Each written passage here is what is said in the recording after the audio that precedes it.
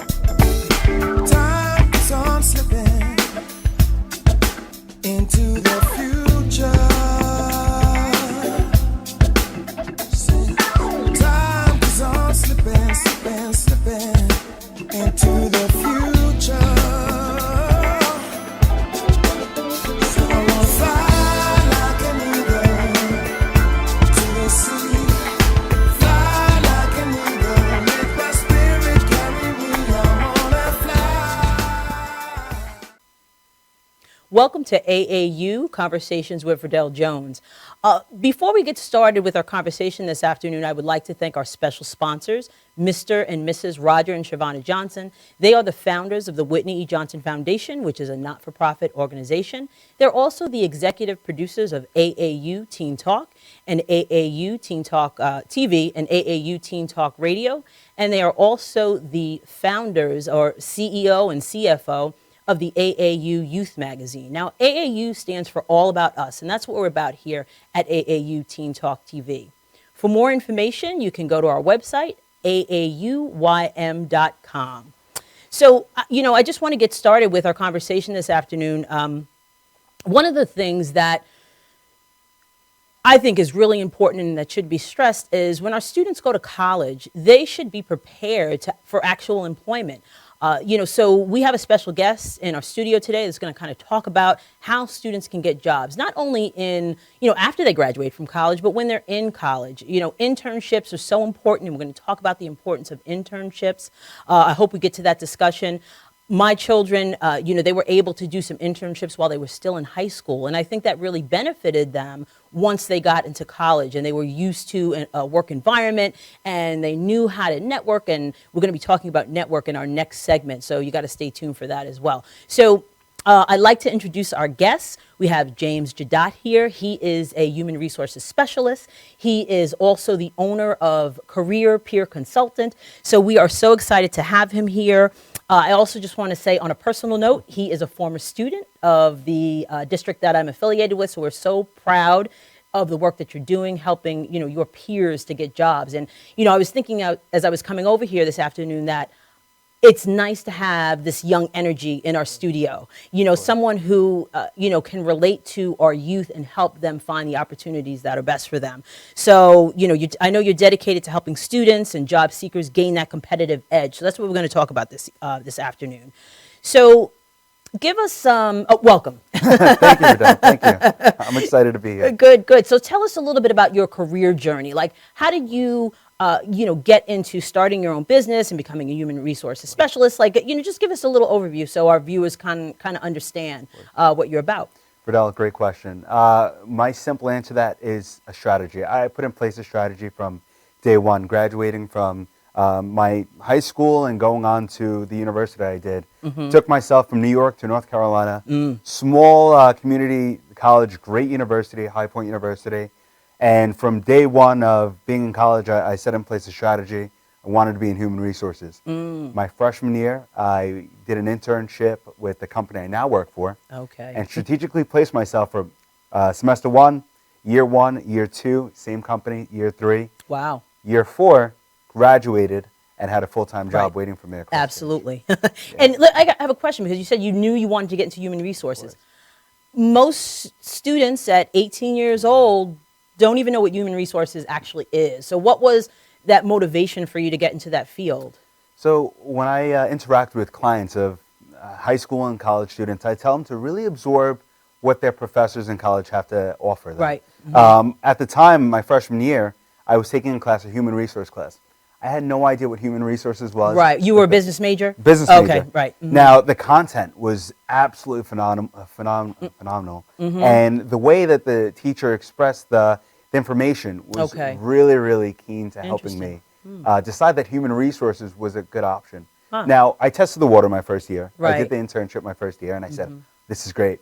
The Wow. projects that they gave me from day one really inspired me to go back and back and back. Right. That's awesome because you know what? I love what you said. Listen to your professors. Listen to what they have to offer you. When you go to college, from high school to college, and you know, at the school where you graduated high school from, the teachers are phenomenal and they do teach you, they'll give you those opportunities. But when you're taking such specific courses in an area and they're the expert and really like a narrow focus, you can gain so much from them. So I think that's an important tip for our students to kind of hold on to. Listen to what your professors are saying, absorb that information. That's great advice. So that leads me to, why did you want to start your own business, Career Peer Consultants? Now, ever since I've been a little kid, entrepreneurship has been something that I've always wanted to do and always wanted to pursue. Now, I love my full-time job, absolutely love it, wake up in the morning inspired. But to push the needle a little further, to inspire others, to inspire a great audience, I have this passion for helping others and inspiring others at the same time. Now, in order to inspire students and parents at the same time, I found this opportunity to educate them on preparing for careers after college. Exactly. So it's important. We talked about high school and getting internships. I shared information about our own children and how we encourage them to do internships in high school. I believe you did an internship in high school as well. At the college level, what are some career services that students really should look towards to help them get the internship, get the job, or just the career direction that they need? What are some things that you can kind of recommend that they do? Excellent question, Verdel. I would take it a step back, and when you started evaluating which college is the best choice or the best option for you, I would look at the career services at each individual university. Right. What are the services that they're really offering? How far will those services go on beyond your graduation, right? So once you select a university, take advantage of those career services. Right. These professors, these professionals are there for a particular reason, and they're to help you find a job. Right. In addition to that, when career services hold career fairs and career expos along those lines, take advantage of those. When you meet a recruiter, it's not solely for that one position at the end of the year or an internship. You're establishing a network. That's very important. That's very important. And we're going to be talking about networking, in our second segment, which is so important. And it's so vital in this whole process. What are some specific career services that you should look at from a college, besides the career fairs? And you said how they can help you beyond. So what is that? First, what are some other, what are the career services? But then what does it mean when you say beyond, your graduation? Excellent. So what I mean by career services and taking advantage of it, resume building. Okay. Sitting down on one-on-one interview skills. Make sure these universities have those options. In addition to that, what are the options? Do they have externships? Do they pair you up with a company that will do an internship within the local area of your university? What kind of relationship do they have with other employers? That's huge. Right. That's something that you really should take advantage of if you're a college student. Right. With college, in talking to parents and students, they want to get that education. That's important. You get that. But really, in my opinion, the job is what we're looking for. We have to be able. It's the end goal, exactly. So I think in talking to parents and students, one of the things that is important is when they do look at colleges, visiting the Career Service Center. A lot of people don't. You're right. And they don't know what a college actually has to offer. So I think that is definitely an important tip. You're right. And just going there on a college visit, would you recommend that a student actually go to the Career Service Center? Of course. And just, talk to someone and... Of course. Okay. You want to know the story beyond. So to your point before in your questioning, what kind of services would a college offer after you graduate, yes, right? With that being said, if I graduate and I don't have a job, can I go back to career services and Right. regain all or resharpen all those Right. tools, right? Or really take advantage of them. Right, exactly. Some schools, you graduate You're and that's done. it. You're done. Whereas some schools will continue to offer Right. some sort of benefit to you. Yeah. Whether you could speak to a counselor or you could set up time one-on-one to come back to campus. Right. Those are the things you want to take advantage Yeah, of. it's important. I would definitely recommend that students, in addition to visiting the campus, the aesthetics and all of that, Right. and making sure that it's a good fit for them academically, make sure it's a great fit for the career services as well. Right. Very, very important. Very important. I know some colleges also offer like websites or where you can go on and log on to, as a graduate and log on to see job opportunities that might be available. And, I know that's something with our son. He did that too. They had a large network. And you know what the interesting thing is, thinking about it, that's one of the reasons why he went to the college that he went to, because of that network that the college could offer in the field that he was interested in. And that's important too. He went to, just to plug Emerson College, he went there and he majored in film. And they have a wide network of companies and organizations that work with them because of the reputation of the school. Excellent. And he was able to get a job, and a lot of his friends the same type of thing, and they do offer that service as well. It's a perfect trajectory. Exactly. It really works. And I think, so that's another thing that students should look at and parents should look at when they're applying to colleges. What kind of networks do these colleges have? What affiliations do they have with certain companies that can help them? In addition to, what are their alumni doing? Right. What are their alumni Right. doing? Exactly. And these are things that people may not think of. So that's great.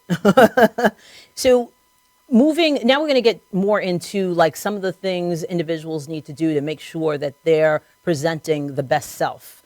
You had mentioned in one of your articles about Google and what is being said out there, about you on the internet, on the World Wide Web. So why is it important to, have an online presence that is positive, and how do students go about making sure that that's the case? Excellent.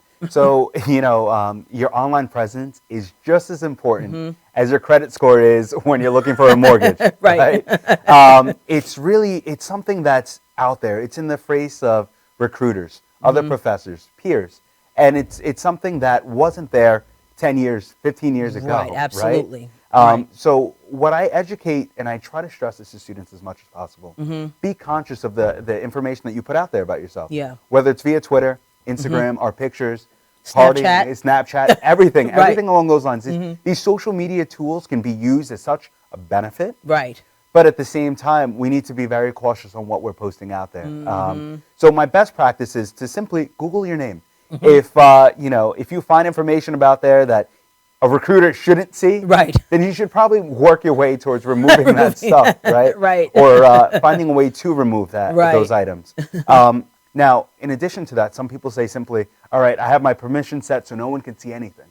But you kind of disadvantage yourself because you have so much content that you can put out there for yourself. If you want to be a fashion consultant, it's something I always say, post about it, blog about it. Put your Twitter feed to match those of other consultants out there. Right. So that you're really putting your best face forward. So social media can be very powerful, but it could also be very dangerous. Right. It could be a detriment in some instances. So we're talking about, college students and recent college graduates.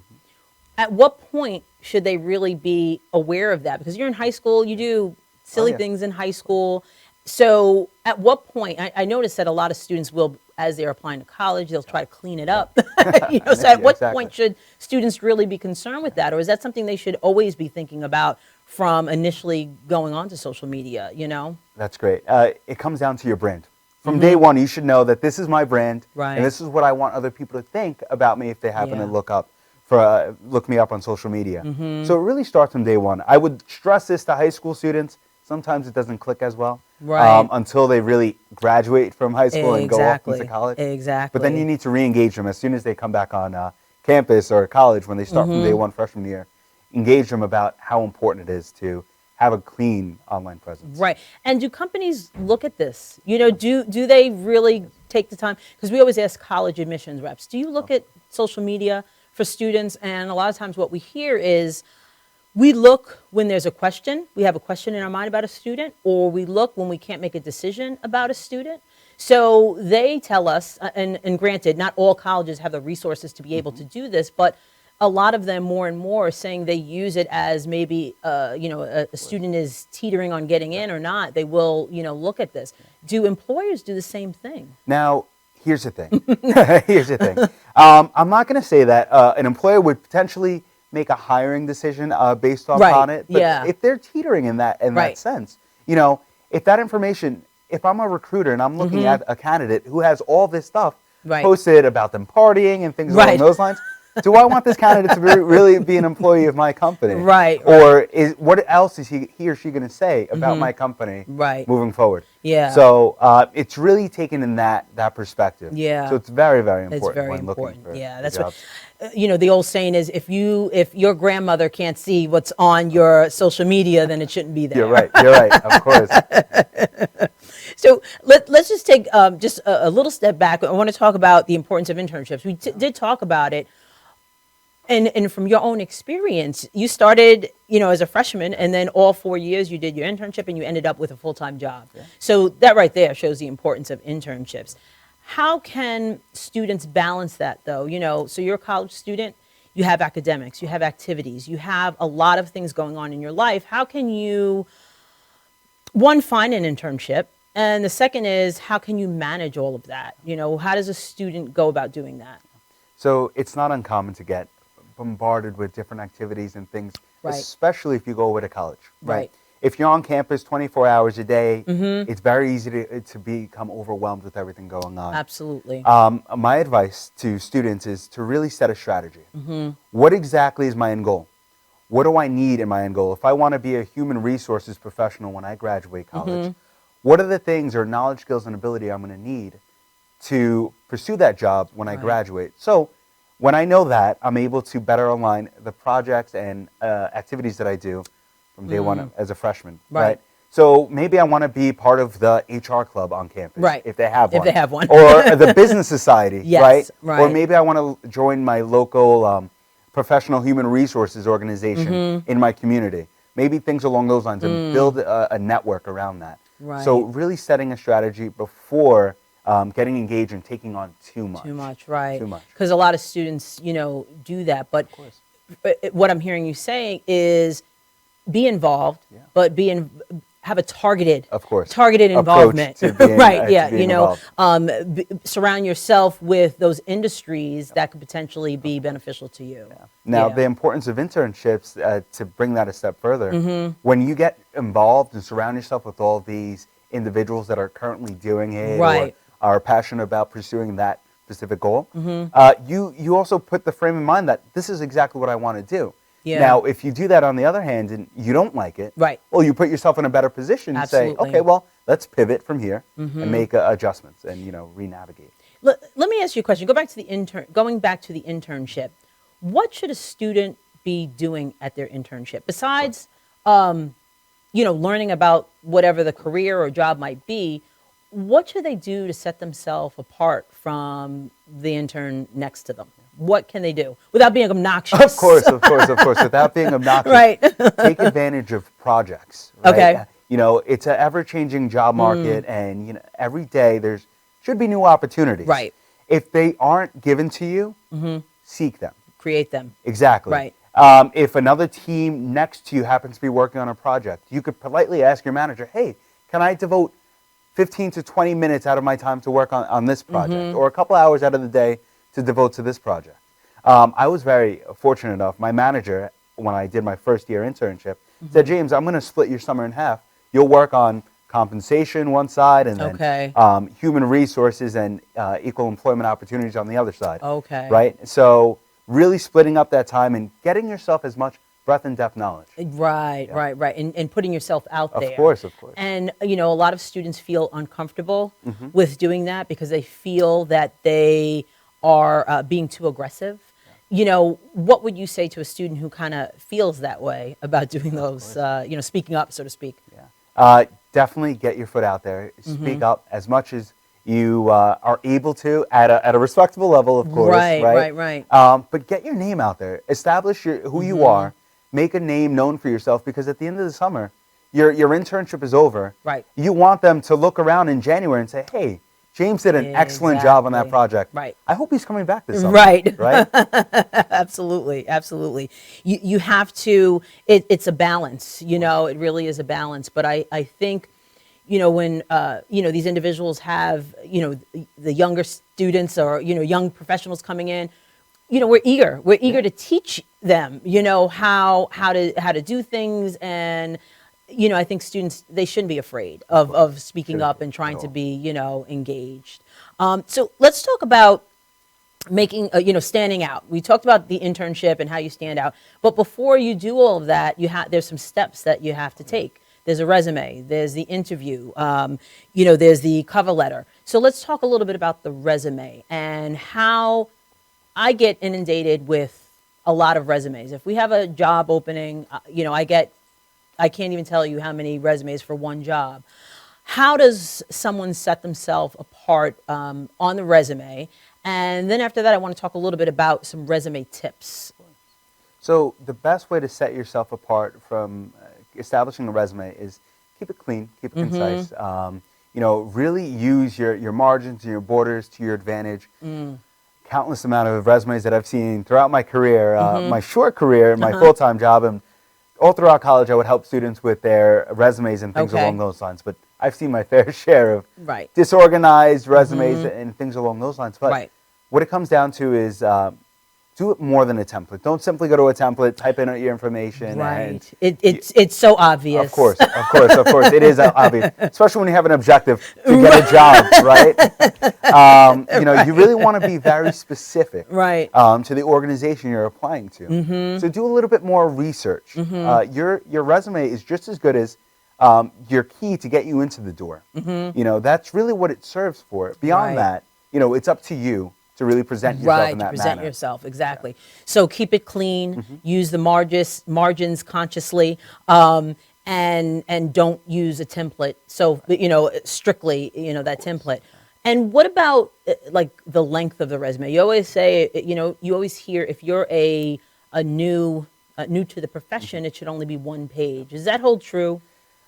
Personally, I like to see one page. And I've seen individuals with 15 plus years account for all of their accolades and their job experience in one page. I have seen it.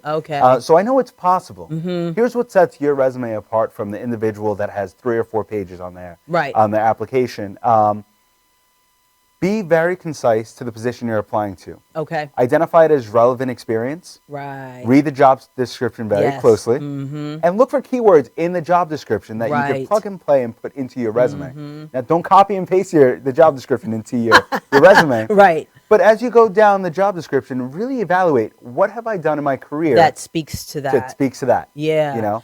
So that's like a functional resume. I don't know if they call that still a functional resume. So more so not a chronological type of resume, but more of a related experiences. And that kind of, because there's a lot of situations where you might not have the exact experience in the form that job description has, but or in the same industry, but you may have done that type of work before, right?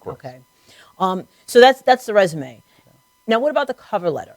And some tips for the cover letter. And in my experience, I have seen some cover letters that read like a novel, which they shouldn't. And I've seen so many different types of cover letters. Are you, a couple of things, tips, but when you're looking at a cover letter, is it important that the structure of the cover letter be a certain way? I'm a former business teacher, so I'm a stickler for that. Is that something that an employer actually looks at? So where we are, especially with the Fortune 500 companies that are reviewing applications on a daily basis, what we have is our applicant tracking system, or our ATS. Yes. So when you upload a cover letter, right now it's actually just a copy and paste into plain text.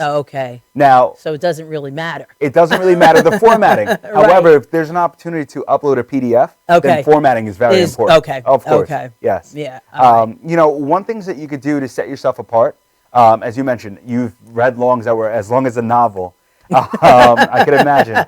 One of the things, keep it short, keep it concise.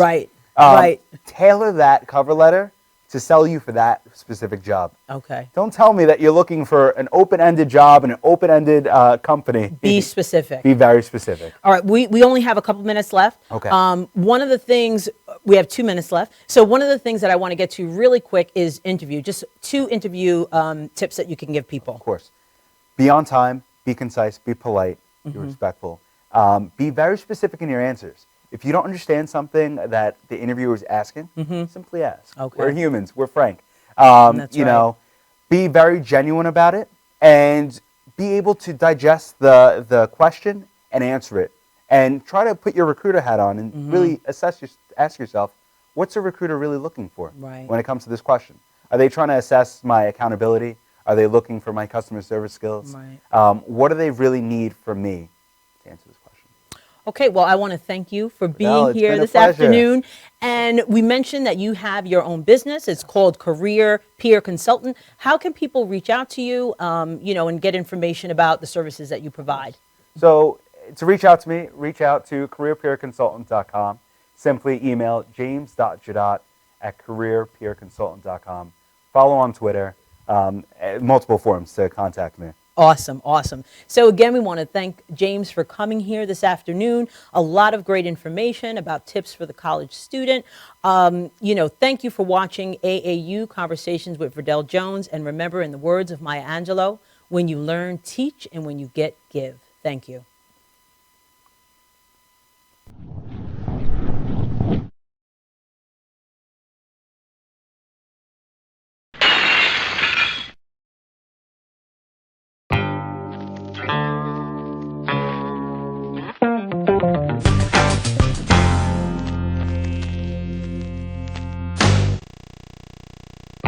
Stretching under sedation or manipulation under anesthesia is a very gentle, very precise procedure to very slowly release any scar tissue that is formed as a result of a traumatic injury. Many people ask, how does this work?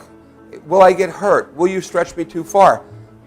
We only stretch the body part to its normal range of motion. After completing the post-MUA rehabilitation program, it's very common that our patients say to us, hey, I can play ball with my kid again. Hey, I can bowl again. Hey, I can enjoy hiking again. This is what makes it rewarding to us as practitioners.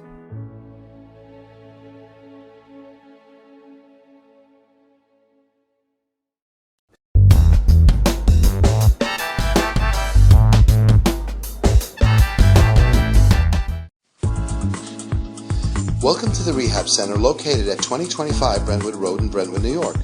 At the center we offer chiropractic services, acupuncture, and physical therapy. We take most major medical, no-fault, and workers' comp insurance.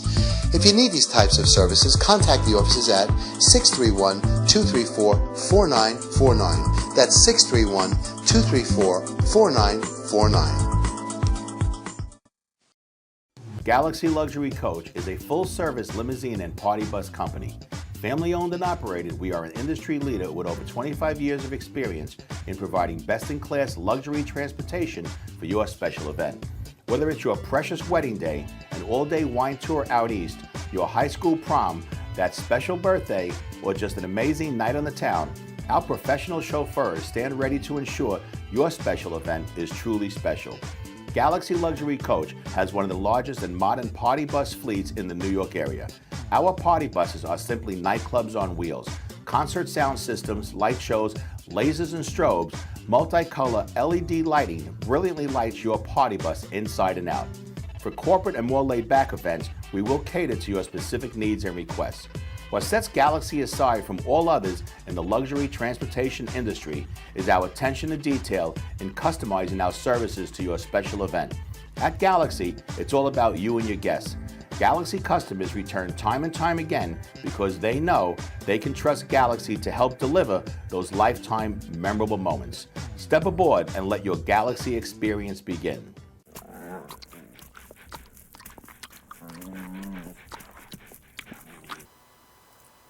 Welcome to AAU Teen Talk TV. You're watching AAU Conversations with Verdel Jones, and I'm your host, Verdel Jones.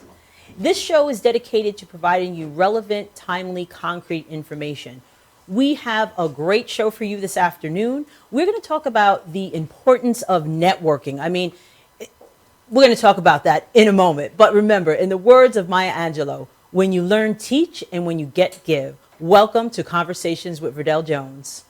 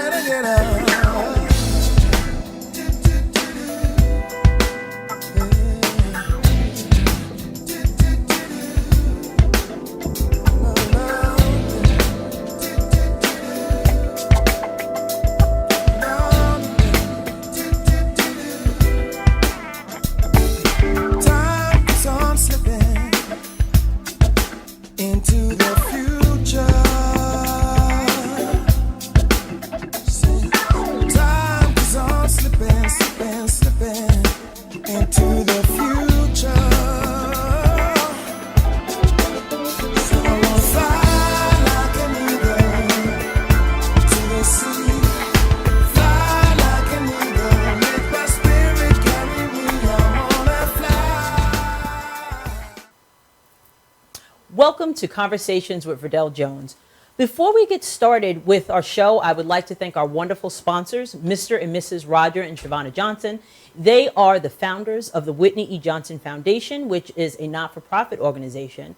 And they're also the executive producers of AAU Teen Talk TV and AAU Teen Talk Radio. They are also the CEO and CFO of AAU Youth Magazine. AAU stands for All About Us, and that's what we're about here at AAU Teen Talk TV. So for more information about AAU, you can visit our website, aaum.com. So as I said, we have a great show this afternoon. We're going to be talking about the importance of networking. And to talk about networking, we have a special guest here who is the expert in this area. And I just want to tell you a little bit about networking and from my personal experience, how networking is so important for our children.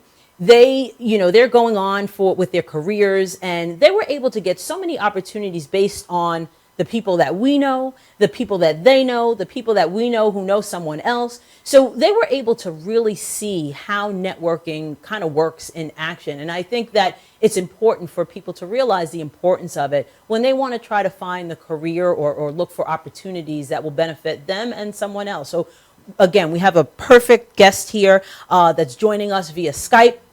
And I want to welcome Alaina G. Levine. She is the author of Networking for Nerds, Find Access and Land Hidden Game-Changing Career Opportunities. And she says that the secret to success might just lie in who you know and who you can get to know. So we are so excited to have Alaina here. She was on my radio show a couple weeks ago, and I was so excited about the information that she was sharing that I wanted to have her here on our TV show. So Alaina, welcome. Thank you so much, Verdel. I'm thrilled to be back, and this is the power of networking. We networked, we talked, learned how we could potentially help each other. That's and right. We're back at it again. Absolutely. Absolutely. And right, it's in action. So here, living examples. So tell us a little bit about yourself. How did you become an expert in this field? And I know you have a lot of other things going on. So tell our audience a little bit about yourself.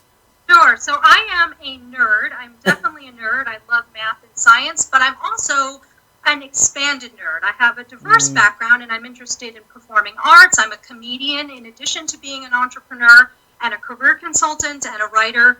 And I've been on performing arts stages since I was very, very small. And I've always ran in my mind a number of different career tracks. I loved science and math. I loved the performing arts, and I loved writing and other types of communications. Right. And my whole life, my mom insisted that I network. And she may not have said, Alaina, you need to network, but she was always introducing me to people. And she was always starting conversations with people in front of me or doing it for me so that I could start talking to them. Right. And I began to learn the importance of this. And so as a student, I'm an extrovert. I'm a crazy extrovert, and I'm an A-type person, and I like to talk to people. It's fun for me to engage other people in conversation about what it is that they enjoy most and what their craft is. And so I just naturally did this through my college years, not realizing that there was a term for it, which is networking. But when I graduated and I started my career, I had a degree in mathematics and another in anthropology, and I was in science communications, and then I was working for the dean of the College of Science at the University of Arizona. Right. And my job was to get my students jobs in industry. And these were science students who were getting master's degrees.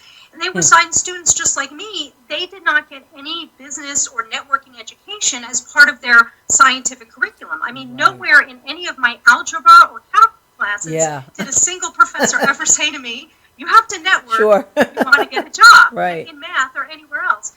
And so, but since I was teaching these students how to get jobs and how to get internships and how to work and be successful in industry, I began to realize that they needed to network, and I needed to teach them this. I needed to teach them what networking was, why it was something that was honorable and something mutually beneficial for you and the other party, and how it can help you and the other party be successful.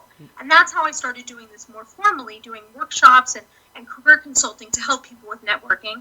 And through my own networking, I was able to land a book contract to write a book about networking, which I did, which is called Networking for Nerds, as you pointed out. And even the foreword of that book was, which is written by Nobel laureate Brian Schmidt. He's a physicist who has a Nobel Prize. Even finding him and connecting with him was through networking. Right, exactly. So the reason you wrote this, you wrote your book was out of a need. You saw that, these students who were in the sciences and the math really didn't get that experience. So hence the name Networking for Nerds, which is great. And you know what? And looking through it, I mean, and based on our conversation a couple weeks ago, it's for everyone. It's for all, for all people. But I think with when you're talking about the nerd population, sometimes they might not have the skills necessary to be able to network. Well, the skills, and also, Verdel, I'm so glad you said it is for everybody, because Networking for Nerds, the book, is for everybody. Right. You don't have to be a nerd. Right. Non-nerds are welcome. And the reason I said Networking for Nerds, and the reason why I really wanted to make sure that I was communicating this important topic, was because, as you pointed out, you tend not to get the networking expertise or knowledge or the understanding that it's valuable to network in the STEM fields, as opposed to the business students who learn how to network on day one of business school. And so to be able to share with people that is important, and as you pointed out when you introduced me, and I appreciate that it's not just what you know, it's what people know about you, and it's who you know that can get you access to hidden opportunities or opportunities to even create your own opportunities, which are indeed hidden as well. And so this is very exciting for anybody that they can take advantage of and really leverage who they know and speak with more people so that they can create their own opportunities for success. Right, definitely. So what exactly is networking? Because I think a lot of people may have a different understanding of what it actually is. Can you kind of clarify that for individuals, what it is and what it is not? Yeah, and I think you're going to find this hilarious because a lot of people think that networking is schmoozing, or it's me trying to extract something from your brain. I'm mining your brain for a job, or I'm trying to get something from you, and it's not that at all. This is why networking is so honorable. Networking is not me trying to sell a used car to you. Networking is me trying to find out what problems you need to have solved and how I might be able to solve them with you and for you. In other words, it's about not getting, but giving. And something like your quote from Maya Angelou at the very beginning of your show, it's exactly the same thing. What can I give to you? What can I offer to you? How can I contribute value to your team? And so networking, if you want to give it a definition, networking is a spectrum of activities that begins with that first point of contact. It aims for a win-win relationship, a partnership that you build together over the course of years, possibly, in which we're exchanging value in myriad ways and in myriad correspondence. And it ends only when one or both of us drop dead. That's it. And it's so honorable because it's me trying to find out how I can help you. What can I do to assist you? And in doing so, we're building this mutually beneficial alliance that will last us a lifetime. Absolutely. And you know what, when we were talking a few weeks ago, we were talking about the saying 6 degrees of separation. And we realized in our conversation that the world is so small today that it really isn't even 6, I don't think, anymore. There's always someone that that will know someone that can possibly you can exchange information or share opportunities with. Exactly. You have to be very open-minded about this. I mean, Right. so 6 degrees of separation says that we are connected to every other person on the planet by no more than 6 degrees. So Right. I know somebody who knows somebody who knows somebody who knows President Obama. Right. And I know somebody who knows President Bush, and, Right. and so on and so forth. And those degrees of connection are very vital to us in building our network and building our careers. Right. Because just like if we wanted to work for Microsoft, we would be able to look and see, well, I know somebody who knows somebody who works for Microsoft, or I know somebody who works for the Bill Gates and Melinda Gates Foundation, Right. and they can potentially introduce me. So understanding that we are very, very very small in terms of our communities, Yeah. and our discipline and our sector and our industry is even smaller. Absolutely. And our job function is even smaller than that everybody knows each other. Yes. This can be a very empowering notion when you think about the fact that if I really want to go work for Microsoft, or if I really want to go work in human resources, or if I want to become an astronaut, there are ways for me to find the people who can pave that road for me. Right. And in your title, in the subtitle of your book, you talk about hidden opportunities. And it's so amazing how many opportunities are actually hidden. So what does that actually, or can you explain to our viewers what you mean by that when you say hidden opportunities? Yeah, and when you think about it, I estimate that about 90% of jobs and other game-changing career opportunities are hidden. So 90% are hidden. So what do I mean by hidden? Here's a couple of examples. Let's say I'm talking with you and I get to know you're an expert in radio, you're an expert in communications, you're an expert in consulting and business. Well, you know what, Verdel, you might be interested to know that my department is about to open a job posting that would fit all of those skills that you have. Would you be interested in applying? So I've now offered you the hidden job, told you about a job that hasn't even been advertised yet. Right. Or in course of networking with you, I realize, you know what, Verdel would be perfect for this job.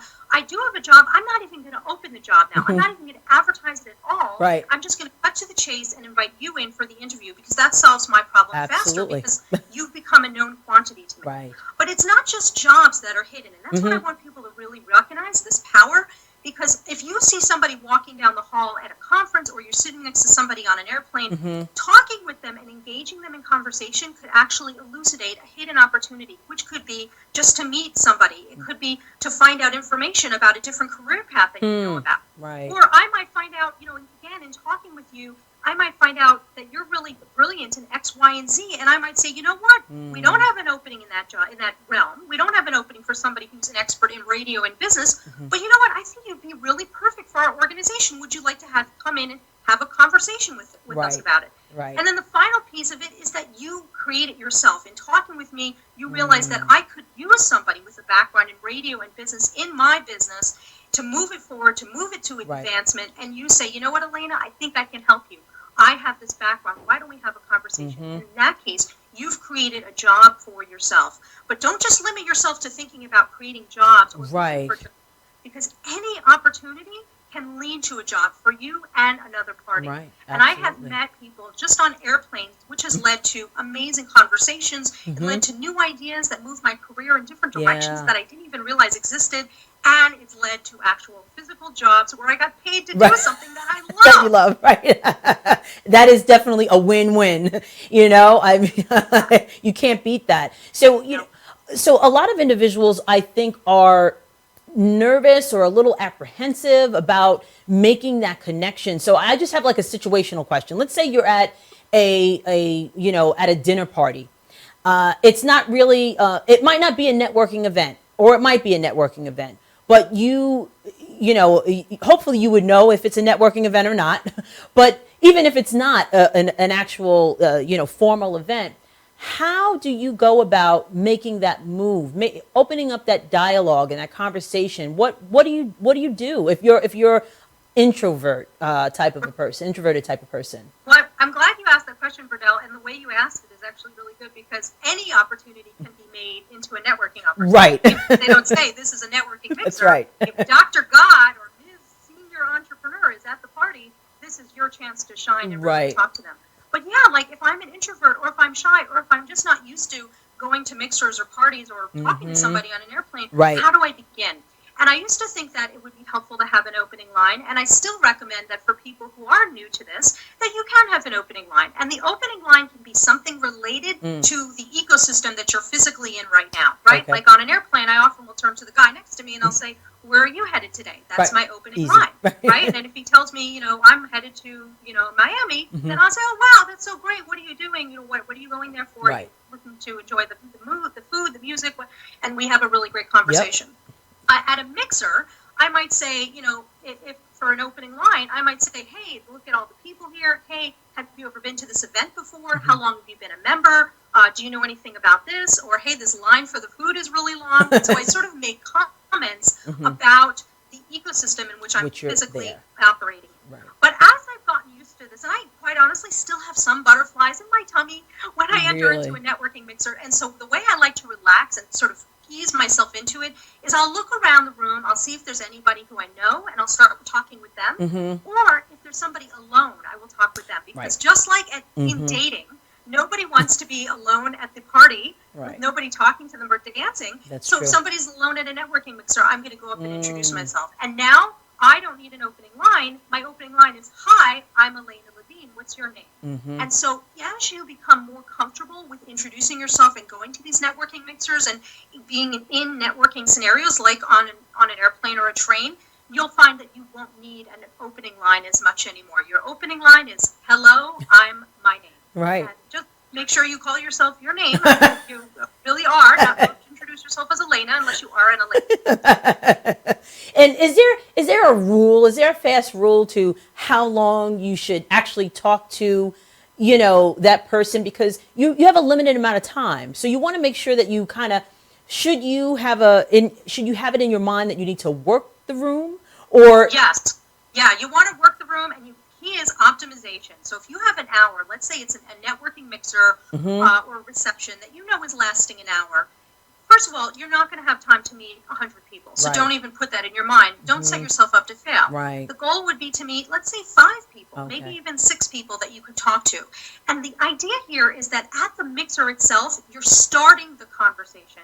You're starting the relationship. You don't have to spend 30 minutes with the person. And in fact, you shouldn't. Right. Because you don't want to capitalize on all of their time. They want to move around and introduce themselves to other people too. So what I like to do is generally I'll spend maybe anywhere from 5 to 15 minutes, depending on what we're talking about, who the person is, and quite honestly, their enthusiasm for talking to me. Because surprisingly, there are some people who don't want to talk. And so that's fine too. Yeah. If they don't want to talk to you, that's no problem. You can simply just say, and this may go to your next question, is how do you extricate yourself from this situation? Right. How do you end? You can say, it was so nice speaking with you, Verdel. Thank you so much. Can I get your business card? I'd love to follow up with you later. Can I make an appointment? Maybe we can continue the conversation next week.